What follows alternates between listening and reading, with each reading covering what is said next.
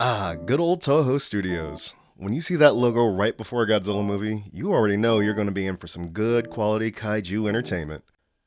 And ever since Toho slowed down on the production of Godzilla movies after Final Wars, they've taken their time to reintroduce Godzilla in a couple of different ways. The 2016 Shin Godzilla was a reimagining of the Big G unlike any we'd seen before. In fact, did you know that it was so beloved by critics and viewers that it won 7 Japan Academy Prize Awards, including Picture of the Year? Like, wow. Good job, Godzilla, good job. And even right now in America, Godzilla is once again prominent as the reigning king of Legendary's Pictures Monsterverse. And during that time, the King of the Monsters has had to defend his throne against others, and right now is receiving the streaming treatment with Monarch the series on Apple Plus, and is set to be featured in the new Godzilla x Kong film later next year. With Godzilla being celebrated so widely in Japan and America once again, and on the heels of his 69th birthday, Toho Studio released Godzilla Minus One in Japanese theaters on November 3rd, while releasing it in American theaters on December 1st. So, what do I gotta say about it? Well shoot, let's get into this review for Godzilla Minus One.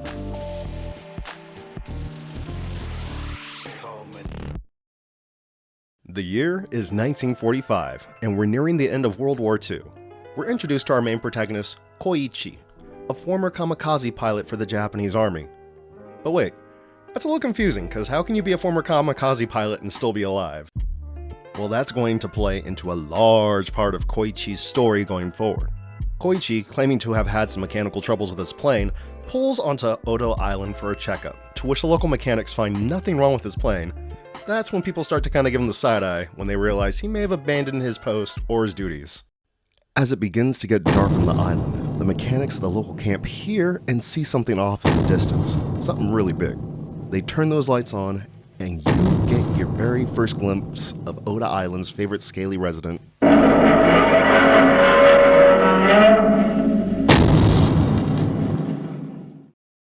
That's right, not even 10 minutes in, and Godzilla is already in here tearing things up. But this type of mayhem is different to how we usually see him. They establish very quick that Godzilla is a wild animal and he lashes out at any and everything that catches his attention. Koichi had the chance to turn his plane's guns on Godzilla since they were the biggest guns currently on the island. Well, unfortunately for everyone else on the island, Koichi froze up and got knocked unconscious during the ensuing fight with Godzilla. Tachibana, another surviving mechanic on the island, blames Koichi for the deaths of everyone due to his inactions to fire the guns on the plane, and the guilt Koichi felt for it followed him all the way back to Tokyo. Koichi comes home to try and rebuild his life after finding his former home in shambles, while his neighbor even questions why he's back home alive. It's like, you're a kamikaze pilot, and you only had one job and you couldn't even do that. As everyone is running around in the village trying to secure some food for themselves, Koichi befriends a woman by the name of Noriko, who was taking care of a child by the name of Akiko, who had also lost her parents in the firebombing of Tokyo. Koichi and Noriko, who have had their families and lives destroyed by the war, adopt little Akiko, currently still an infant, and come together to try and make the most of things and rebuild their lives, all while Japan itself is also rebuilt. Koichi, being given a second chance at life, still continues to deal with his survivor's guilt from the incident on the island, but during this time he's made some new friends and is working as part of a crew that used their wooden boats to shoot down magnetically attracted mines that were left around during the war.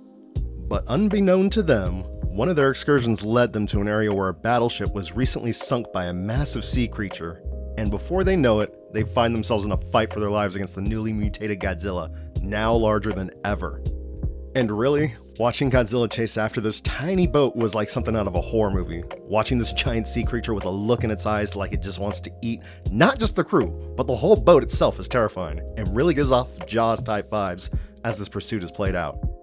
Thankfully, the crew make it, but unfortunately there is an unforeboding feeling as we know Godzilla's out there and we don't know when or how he's going to come back. A few days later, and things finally come to a head once again now that Godzilla has reached land in Tokyo. Right from the beginning, you can tell this take on Godzilla stomping through Tokyo is not just Godzilla casually strolling by. This is Godzilla that wants to hurt, destroy, and pretty much kill everyone and everything in its path. And Godzilla is kicking massive boats through the streets of Tokyo, causing chaos, chomping down on trains, stomping on crowds of innocent people, and even the act of turning around causes his tail to whip around, destroying nearby buildings. There is even a callback to the original 1954 Godzilla, with reporters being present on the rooftops while documenting the destruction going on. And then, of course, the atomic breath scene. And while I still found the atomic breath scene from Shin Godzilla to be far more breathtaking in the sheer destruction it caused, the destruction that Godzilla unleashed in this movie was just as insane and left a huge impression and an even bigger mushroom cloud once the dust had settled. Godzilla came, went, and left nothing but destruction, a massive body count, and hopelessness in his wake. So how the hell are they supposed to recover from this again? Although now we come to the part of the review where I have to give major props to the director of this film, Takashi Yamazaki, for creating a story that wasn't just fueled by a giant walking force in nature, while people talk science in a room for minutes on end. I cared about this cast of characters, and that's not something I can say about a large majority of Godzilla movies. We don't get to see the trauma that comes along with surviving a kaiju attack and what losing family or friends does to someone that just happened to survive.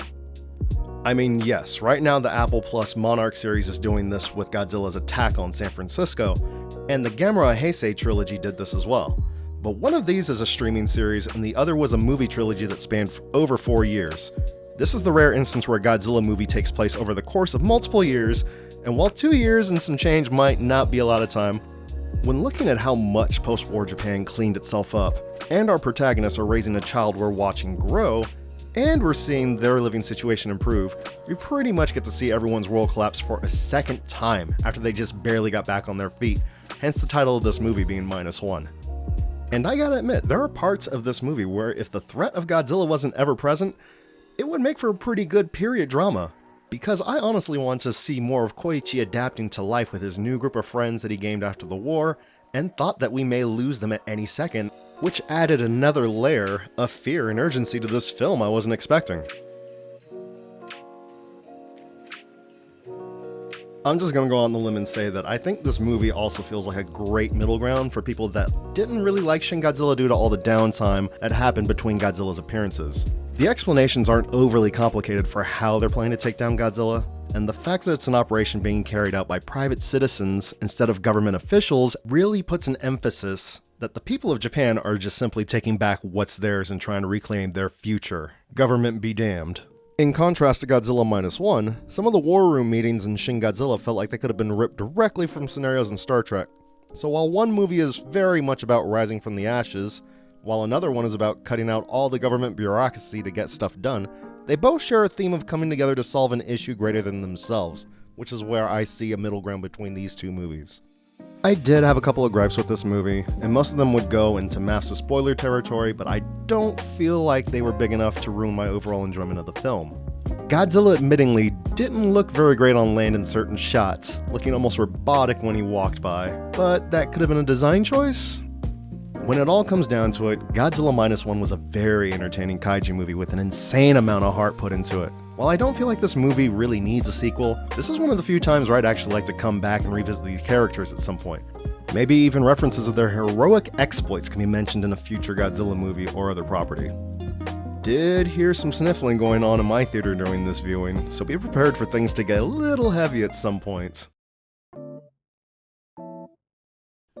So in conclusion, Toho really brought their A-game for this movie and knocked it out the park in making both Godzilla be a terrifying force to be reckoned with once again, and giving us actual characters we're rooting for.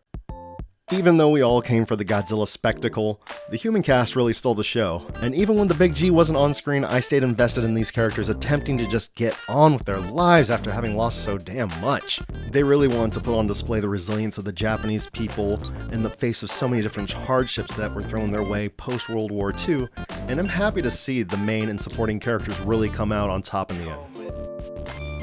If you have the opportunity to see this movie in theaters, highly recommend doing it while you still can. I saw it in IMAX, and the theater experience was great, and the theater was just giving this movie a round of applause as soon as those credits started. While not a perfect Godzilla movie, this is pretty much as close as you're gonna get in 2023, and this is for sure the best piece of Godzilla media out there this entire year. And with that, I'm going to give Godzilla -1 a score of 8 out of 11 chicken wings. If you managed to make it all the way to the end of this video, thank you for taking the time to hear my thoughts on this epic movie. More reviews and content to come, and if you like this review, I hope you'll be around for the next one too. Thank you so much, and have a good one. Yo yo.